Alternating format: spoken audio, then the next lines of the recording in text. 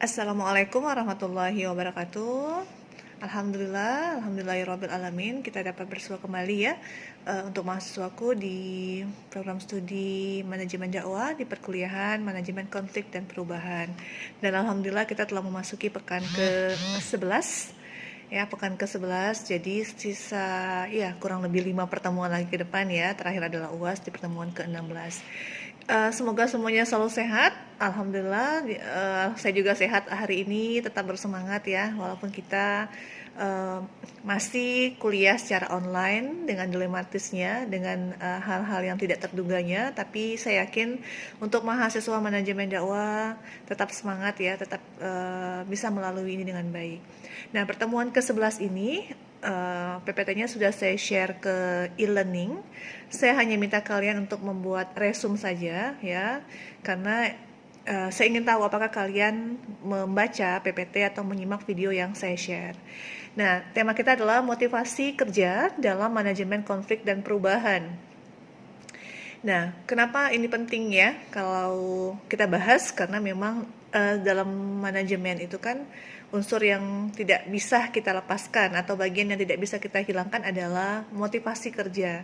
Karena tanpa motivasi, tanpa semangat itu tidak mungkin kita bisa melakukan pekerjaan, tim bisa solid atau sukses gitu ya.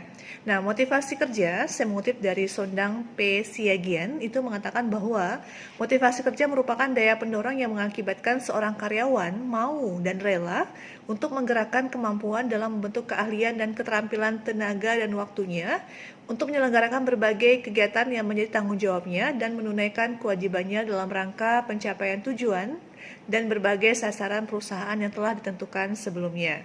Nah, kemudian motivasi kerja itu juga sesuatu yang mendorong seseorang, baik yang berasal dari dalam maupun dari luar. Jadi ada faktor-faktor tertentu yang membuat orang lain menjadi termotivasi. Oke, nah kemudian motivasi itu juga seringkali diartikan sebagai dorongan ya, dorongan, tenaga, gerak jiwa jasmani yang berbuat.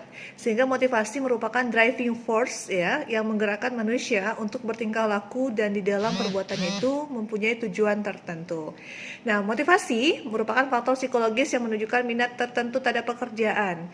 Jadi memang kalau misalnya kita lihat ya, mahasiswa semangat dan tidak semangatnya kuliah gitu ya, baik itu offline maupun online, daring maupun luring ya, itu tergantung juga dari motivasinya. Apa motivasi kalian untuk kuliah? Apa dorongan yang ada dalam diri kalian sehingga kalian merasa bahwa saya harus kuliah, saya harus mendapatkan nilai yang baik, saya harus jujur, kemudian saya harus bisa membanggakan kedua orang tua saya. Nah, gitu ya. Jadi memang dorongan-dorongan itu tergantung juga dari individu masing-masing dan itu tidak sama antara individu satu dengan individu yang lain. Nah, kemudian berdasarkan pengertian tadi ya yang telah kita bahas, maka motivasi itu merupakan kegiatan yang mengakibatkan adanya penyaluran, memelihara dan mendorong perilaku manusia.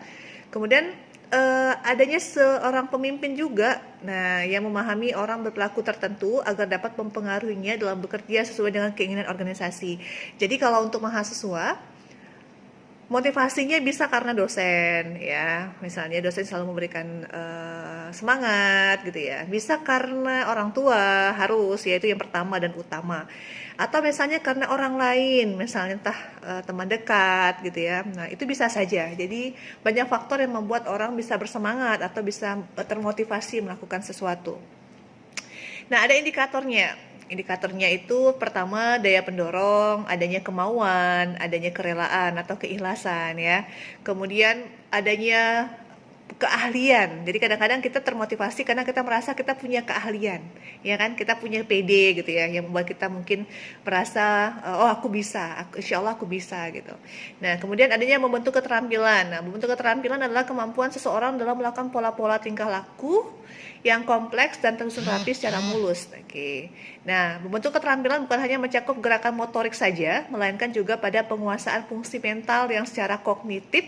Nah, seseorang yang mampu mendayagunakan atau menggunakan orang lain secara tepat juga dianggap sebagai orang yang terampil. Jadi, leader atau pemimpin itu kalau dia bisa menggerakkan orang lain, nah itu juga dapat dikatakan bahwa dia memiliki keterampilan yang tidak dimiliki juga oleh orang lain, karena tidak semua orang bisa menjadi leader atau pemimpin. Kemudian tanggung jawab ya indikatornya, adanya kewajiban, kemudian terakhir jelas adanya tujuan. Oke, nah kita masuk ke konflik dalam motivasi kerja.